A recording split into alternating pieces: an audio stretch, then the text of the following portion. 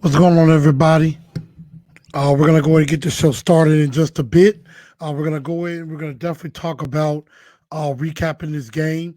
I apologize for my voice. My voice is not 100% after last night's live stream, and I thank everybody for tuning in to that live stream yesterday. So um, definitely, I appreciate everybody who watched and everybody who tuned in to it and everything. But we're definitely going to talk about what happened in this game.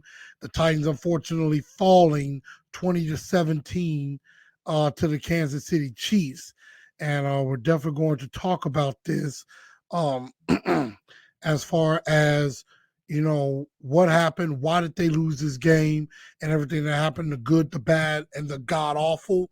We'll definitely get into that. So we're finna get ready to get started in less than 60 seconds.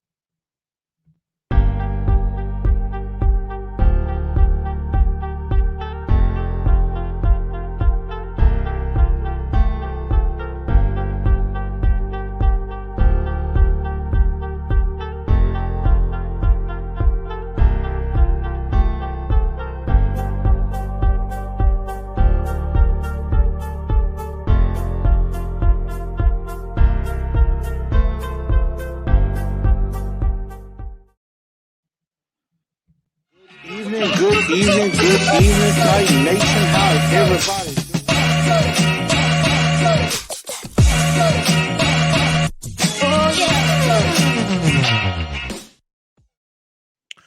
What's going on, Titan Nation?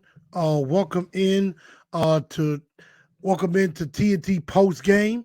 I'm your host, Blue Enforcer, aka The Truth, as the Tennessee Titans unfortunately fall in overtime to the Kansas City Chiefs 20-17 at Arrowhead. We're definitely going to talk about this game a lot further and discuss why this team maybe have lost this game and everything, and we're definitely going to talk about it. So make sure you share this show out to everybody. Share it out to everybody on Facebook, Instagram, YouTube. Um, make sure you share this show out to everybody, and we're about to get ready to get started. So again, I definitely do appreciate everybody who did tune in to the who tuned into the show as and tuned into the live stream, excuse me. And I mean, it was definitely a fun show. Again, shout out to Lee Hillis of the 615 podcast for tuning in.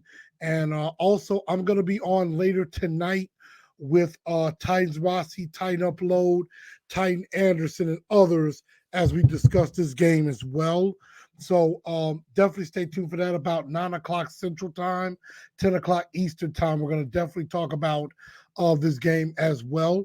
So again, make sure you share this show out to everybody.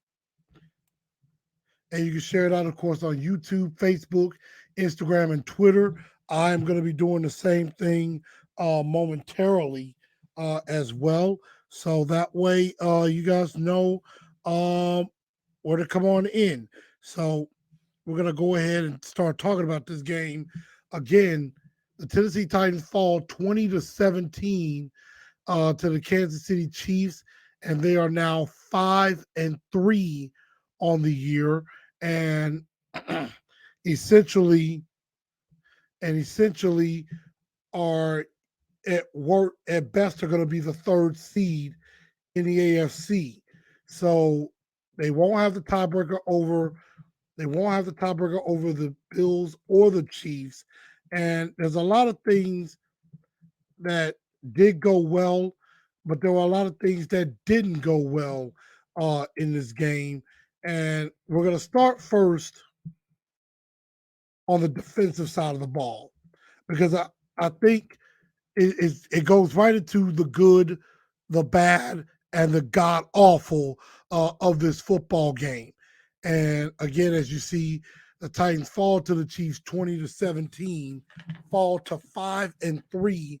Their 5-game winning streak has been snapped.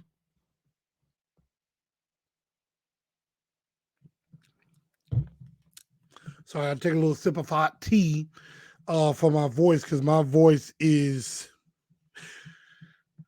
somewhat gone after last night. So um, bear with me, and I appreciate everybody who is tuning in. Of course, I see 615. Like I said, shout out to Lee Hillis from the 615 podcast for joining me last night.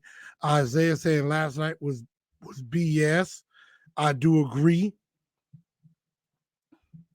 And this is something that Lee mentioned last night. Bud Dupree going out definitely hurt the defense. And Titan Overdrive said he heard me spitting facts on 104 this morning.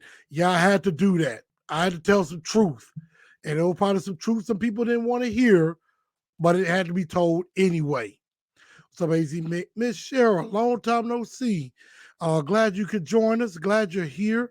But again, the Titans fall 20-13. And let's go ahead and get into the good, the bad, and the awful. And let's not waste any time when it comes to that. And that is simply we start off with the good, because there was a lot of good in this game, but there was also a lot of bad, and there was definitely some god awful. And we're going to start with the good. And that's simply this. Derrick Henry. Another good game, 17 carries, 115 yards, 2 touchdowns. You know, really had this Titan team in position to win.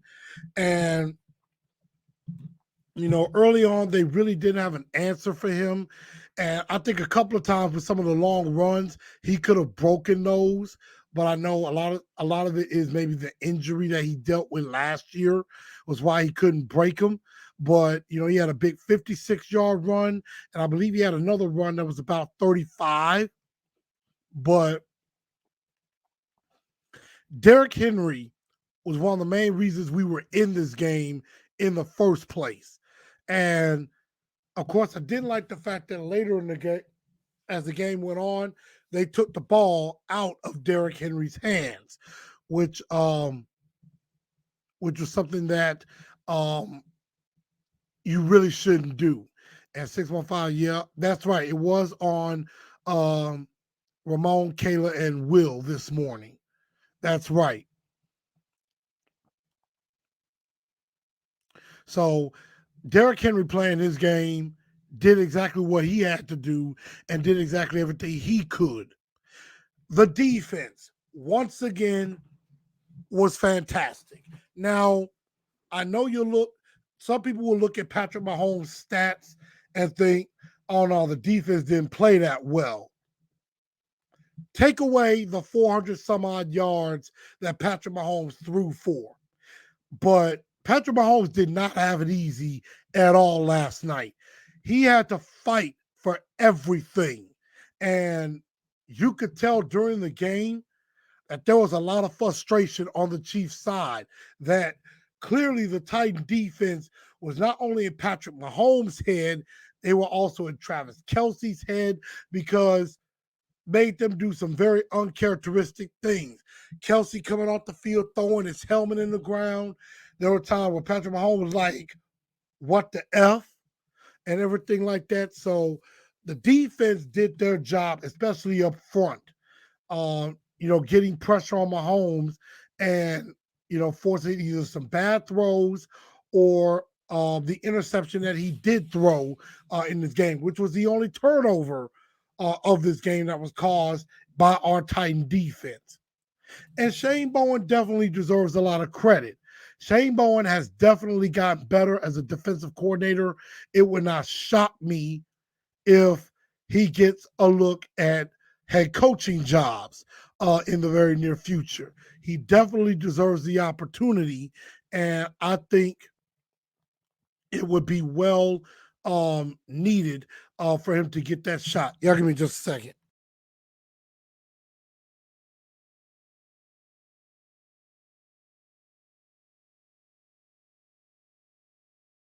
Sorry about that. But again, Shane Bowen has very much improved in his coaching of this defense, and really even last year showing this defense was good and improving on third down and things like that. So, I mean, Shane Bowen definitely deserves a lot of praise for what he did and for what this defense was definitely able to do.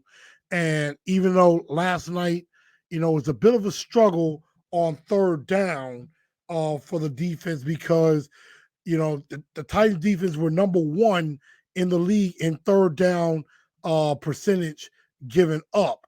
And, they normally don't give up a lot of third downs. They used to give up only about 25% on third down, but last night, over 42% conversion on third down. But it's the Chiefs. It's the Chiefs.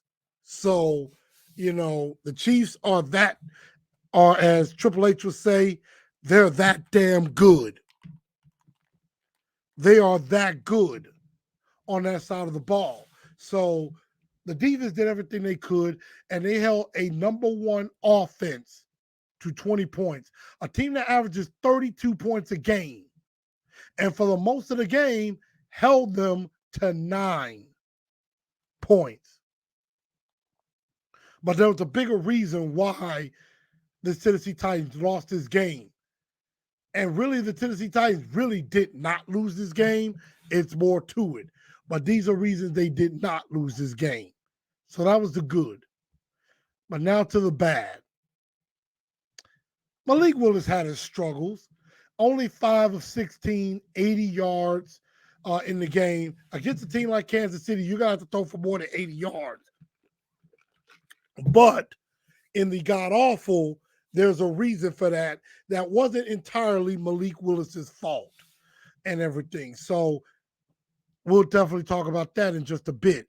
But I think there were some signs that Malik did get better from what he did in the game against the Houston Texans that he did show. But he did have some struggles in the late game situations, especially when you had a chance to go down and kick the field goal. You have a chance to drive and get in the field goal range and kick the ball to win the game. And there were a couple of issues where the Titans were set up in good positions in the game, and they just didn't make the right calls that could have got them some more points. So definitely late fourth quarter and overtime, Malik struggled, showed he was a rookie and things like that. But he definitely got better.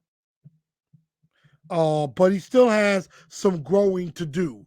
Unfortunately, it seemed like we don't really have time for him to grow, that we need to win, and this loss is going to hurt in a lot of ways. Bud Dupree getting hurt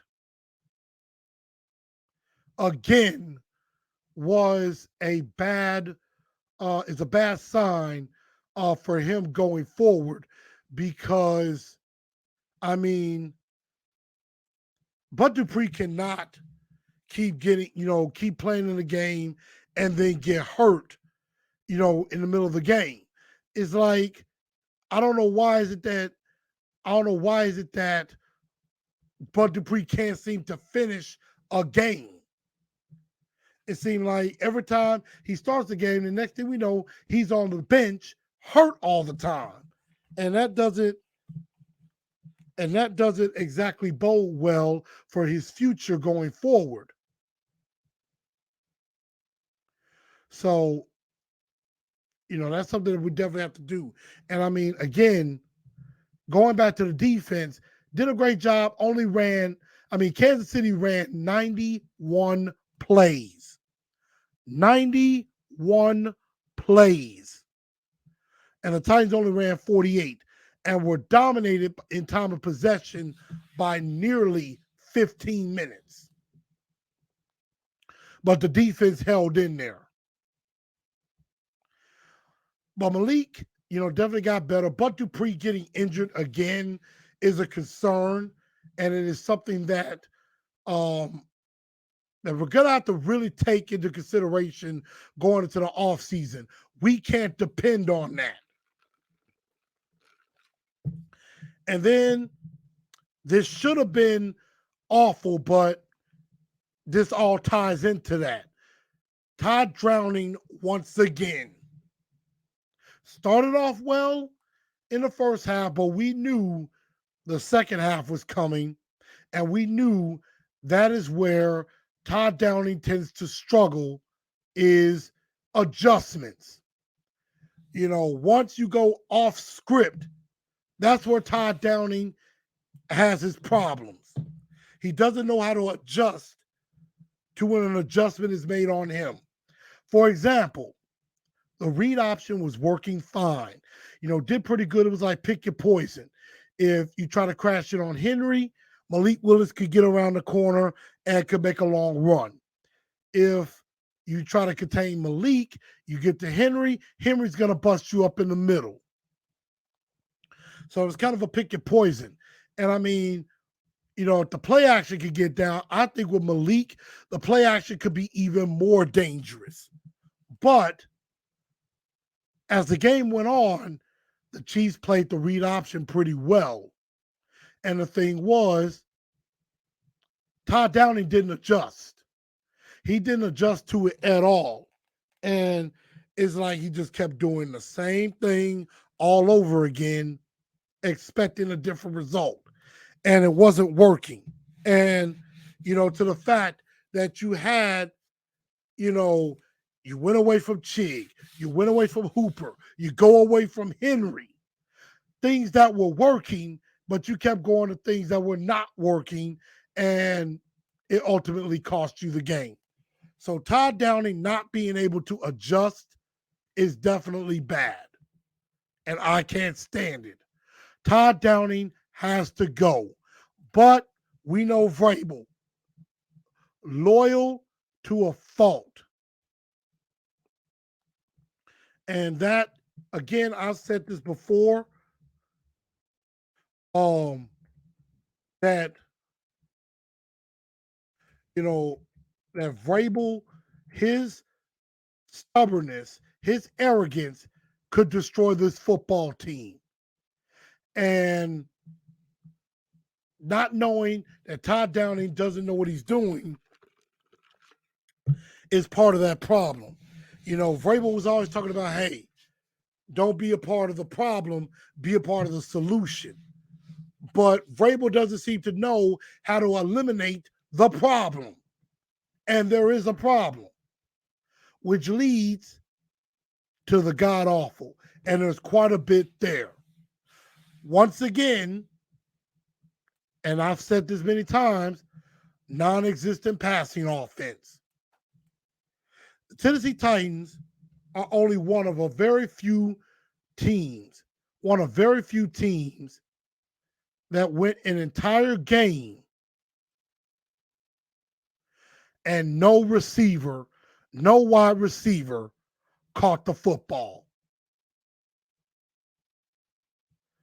That is sickening. That an entire game, no wide receiver caught the football. None. That is extremely embarrassing.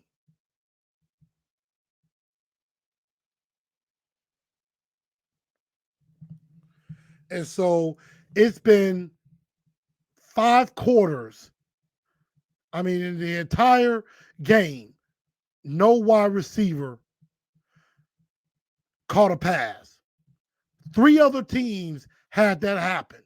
We are the 4th team since 2000 to go an entire game and no wide receiver caught a football.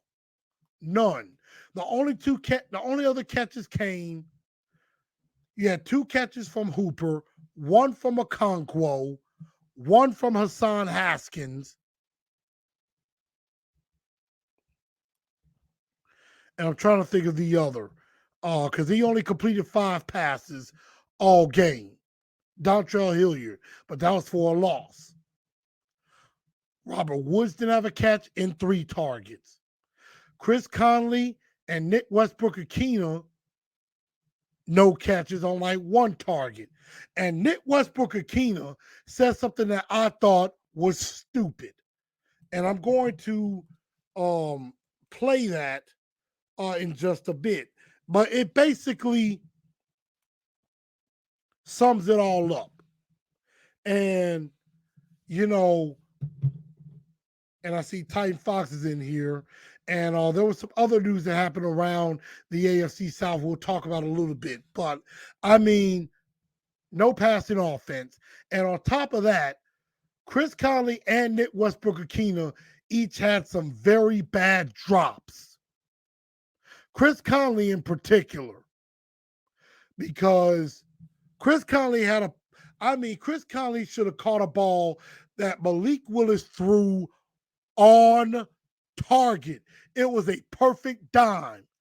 He couldn't have thrown it any better. And Chris Conley drops it. You can't have that. Not in a game like this. So the drops was a major concern, and it is just horrible that we have absolutely no weapons. None at all. But take a look at Nick Westbrook-Akina. Listen to what he had to say in regards to the whole wide receiver issue. We just go back to work. No one was saying this, earlier in the year, when we were making plays. So I'm just going to ignore all that and go back to work and just try to get better and make the plays I need to make. That's all it is. It was a bad game. Had a few bad plays, and we just got to go back to work. So that was Nick Westbrook-Akina with Paul Kaharski, and that was tweeted out on Paul Kaharski's Twitter page at Pete Kaharski. He said nobody was complaining about this before week 9. I don't know what planet NWY was on, but that is the biggest lie you could ever tell. He probably doesn't pay attention to social media. And if he did, he's lying. I mean, just say you don't listen to social media and don't make yourself sound stupid talking about nobody complained about this before when we were making plays. In what world were the Titan receivers making plays? What plays were Titan receivers making? None. And saying nobody complained about it before, everybody complained about it. Nick, everybody complained about it. You don't know because you're not seeing it. You've been missing for the last 5 games. Even during the streak, you haven't really caught much of a ball. I could go back and take a look at Nick Westbrook-Akina's game log, and I could probably tell you, if he had any catches or not in the last few games. Recent games. The last 3 games, 3 out of the last 4 games, no catches. 3 out of the last 4 games have 6 targets, no catches. And it's had no catches in the last 3 games. He's talking about we're making plays. Who making plays? A.J. Brown, I know nobody want me to mention that, but I'm going to mention it anyway. This dude was talking all kinds of trash. And you know what? He wasn't wrong. He was like, nobody open. Repeat, nobody was open. And he was absolutely 1,000% right. Nobody was making catches. Nobody was making plays. And it's embarrassing that the receivers are so narrow-minded. They're thinking they're doing a great job when they haven't done anything.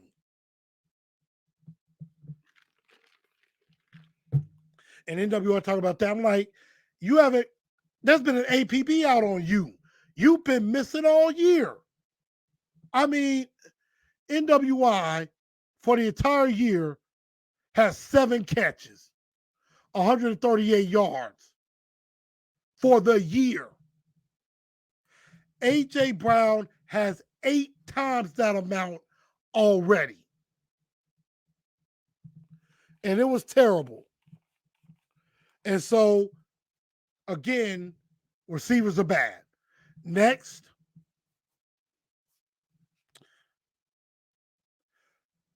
when I say there's one, if it's 1 or 2 people that's an issue, I usually blame that 1 or 2 players. But when an entire unit is struggling, you got to take a look at the coaching.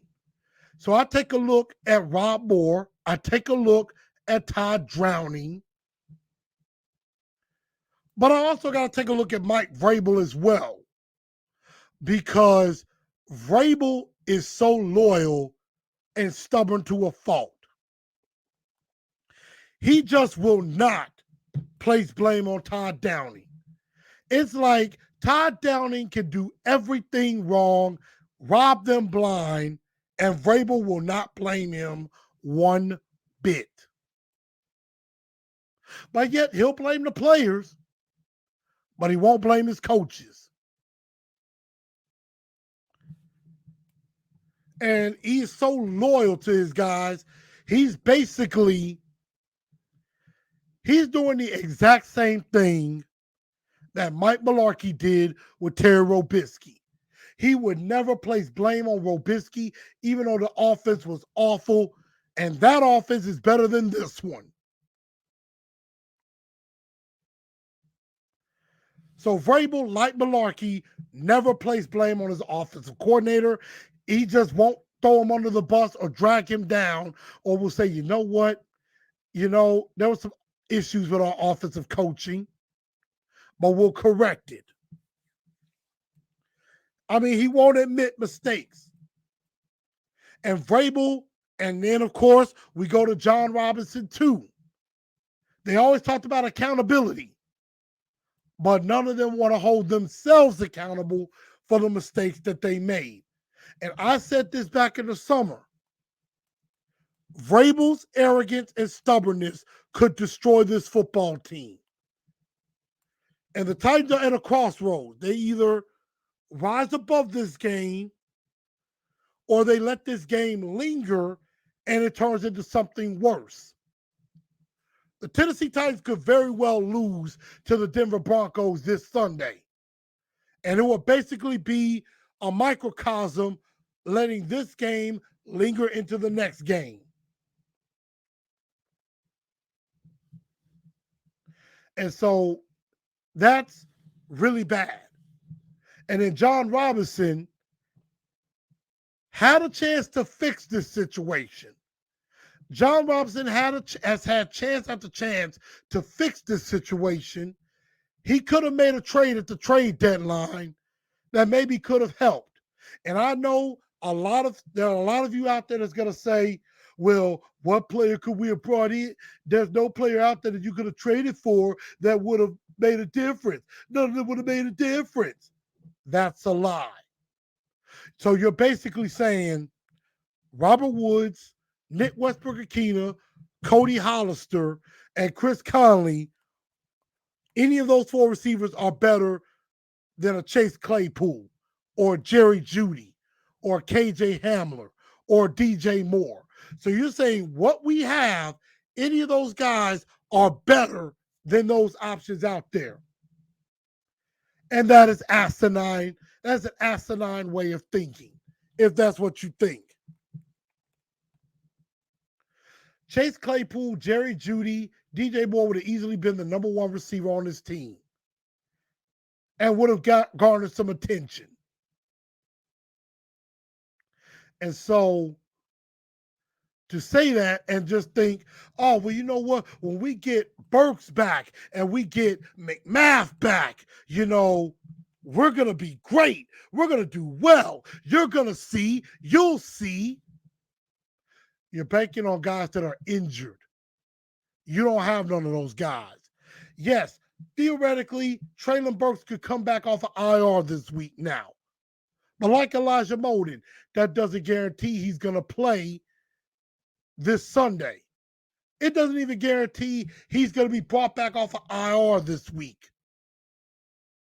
Elijah Molden could have been brought back off of IR a month ago, and they waited till now to do it. McMath could have been brought off almost 2 months ago, and still hasn't been brought off IR yet. Darren Robbins, I appreciate the super chat. You're not too late. We're just talking about the good, the bad, and the ugly. So I definitely do appreciate that.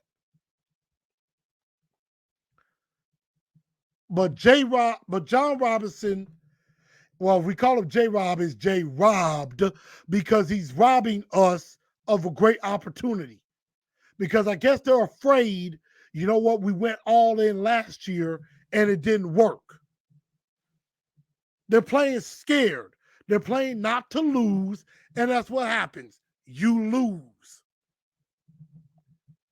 So that's not good. Again, Winston Churchill said, I'm going to keep saying this a lot until the Tennessee Titans seem to get it. Those that do not learn from history are doomed to repeat it. Mike Vrabel has not learned from the lessons of the past with Mike Mularkey. He hasn't learned from his mistakes in the past. John Robinson hasn't learned from his mistake in the past of trading A.J. Brown, which was stupid. Stupid. Thank you, Ryback. Trading A.J. Brown was the dumbest trade you could have ever made. And when you could have rectified that problem, you didn't. So that's just being real. Now, the main reason that the Tennessee Titans lost this game and the last part of the god-awful were those ugly, stinking zebras.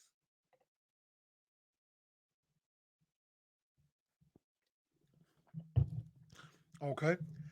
The zebras. I mean, some egregious calls.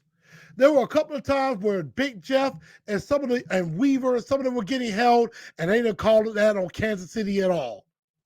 But that's not really why I'm mad at the refs and why I think the refs ultimately won this game for the Kansas City Chiefs.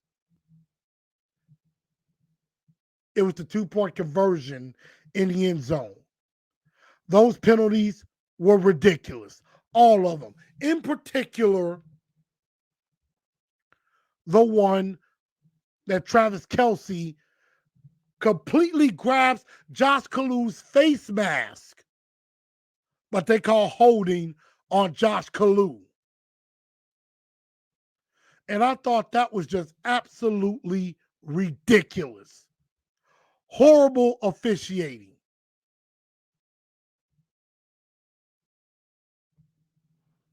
Said that was Vrabel speaking through Nick's mouth. I mean, you know, they're being taught what to say. But I mean,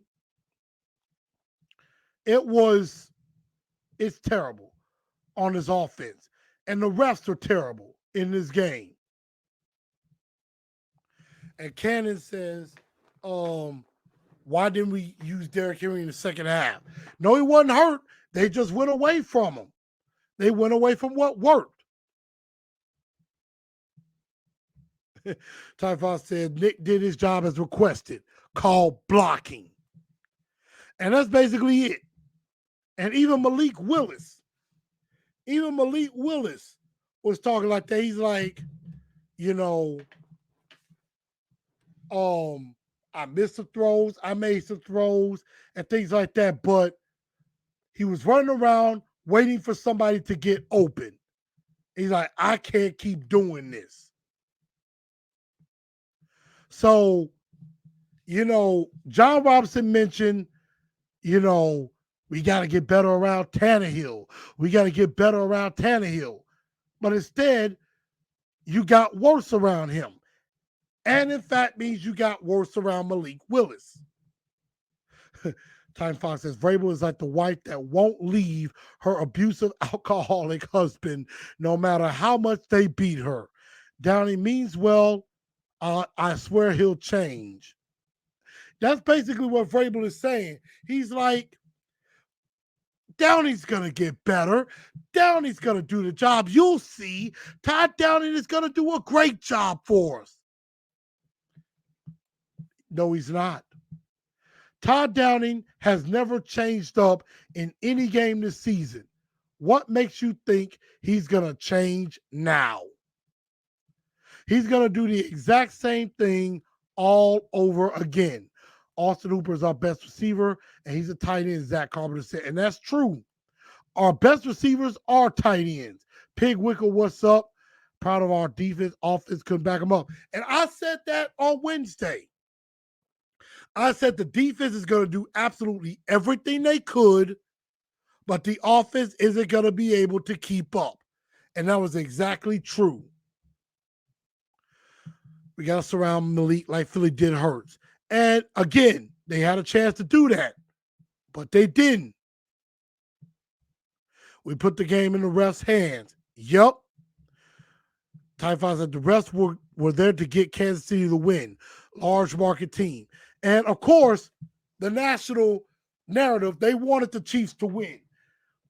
You know, national media didn't want to talk about a Titans upset because they would have basically said it wasn't that the Titans won, it was that the Chiefs lost. That would have been the narrative. And Titan South says, we won the game by heart. And it sounds like a moral victory type sense. There are no moral victories in the NFL. No.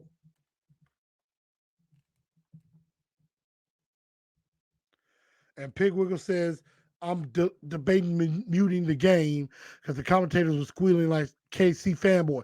Hey, come watch the live stream. Mute that and listen to me. I'll help you out. Shout out to Titan. Rossi saying, what's up? I will be on his show later tonight. No voice and all. I will definitely be in the building. One GP says the defense is ridiculous. That defense is really good. 242 Titan says, wide receiver coach needs to teach them how to draw a PI call. Even if they did, there were a couple of times where PI could have been called. I think the one on Nick Westbrook-Akina, they could have called it, but they didn't.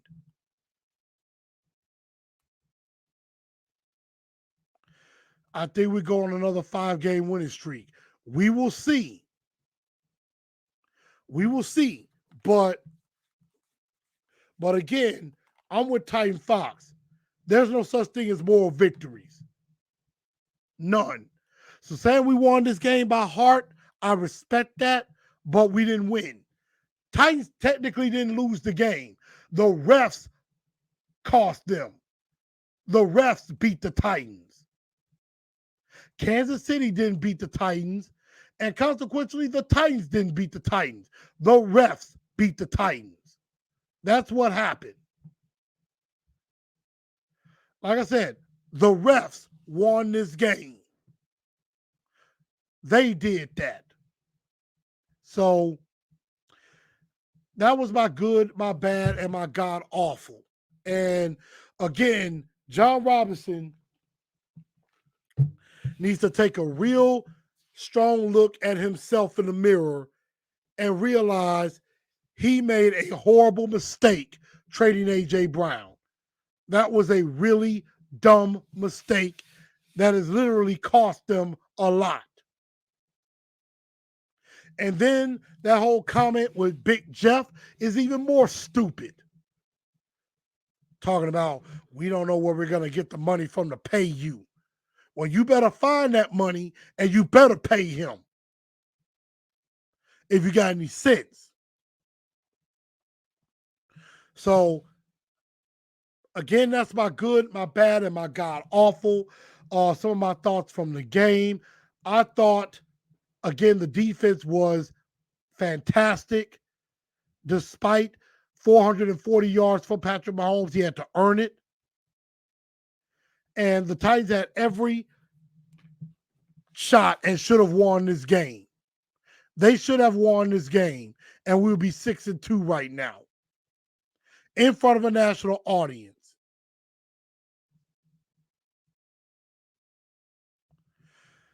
I'm just saying they try to be like Belichick too much. I agree. It's like, but that's all they know. All they know is the Patriot way. And that's not great, but it's all they know. Ricky Jenkins said no Hooker and no Harold Landry. Just imagine what this defense could be. I agree. I think if you had Harold Landry in there, you're in a much better situation than having Josh Kalu. And I think Josh Kalu played admirably in this game. I would have rather had Hooker in this situation. But again, there's neither here nor there. But I mean, I know we're all calling for Todd Downing's head, but we all know Vrabel is not going to do anything. He's going to protect his boy. He's going to protect his boy. And it's a shame because your boy, Vrabel, cost us the game. And John Robinson should be crying himself because he cost us this game too. He did. John Robinson cost us this game as well because he didn't make a move at the trade deadline like he could have. So that's that on that. But y'all, I think that's going to just about almost wrap it up. Although there is one other piece of news that did happen, and that is in the AFC South, the Indianapolis Colts, who I believe fired their offensive coordinator, they fired Frank Reich. They fired Frank Reich today, since they were 3-5-1, and they hired Jeff Saturday, the former Colts center, to be the interim head coach for the Indianapolis Colts. So the Colts have clearly punted on this season. And Ricky says Malik played really good. I don't think he played great. I think there were some things he got better at, but he has to get better in late game situations. They got multi-year extensions. They don't care. Well, they better start caring, or fans ain't gonna start showing up. If Big Jeff walks away, you have killed your fan base. Plain and simple. You have killed your fan base. So, the Colts are learning that. Jim Irsay, is willing to be like, you know what? It ain't going to work like this. He fires Frank Reich. Vrabel needs to do the same thing to Todd Downing right now. Unfortunately, he's not going to do it. And you know what, Ricky, you're talking about we need Frank. That has been 615 Podcast. Lee, we were talking about that. He mentioned that to me. And as far as offensive play calling, that may not be a bad idea to at least look at. May not be a bad idea. And we can't be afraid of a guy being an offensive coordinator and then he ends up getting a job.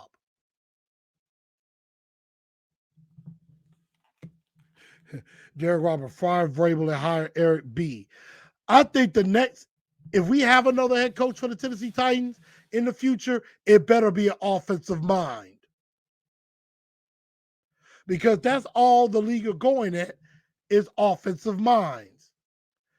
Very few coaches that are coaching in the NFL are defensive guys, like a Sean McDermott,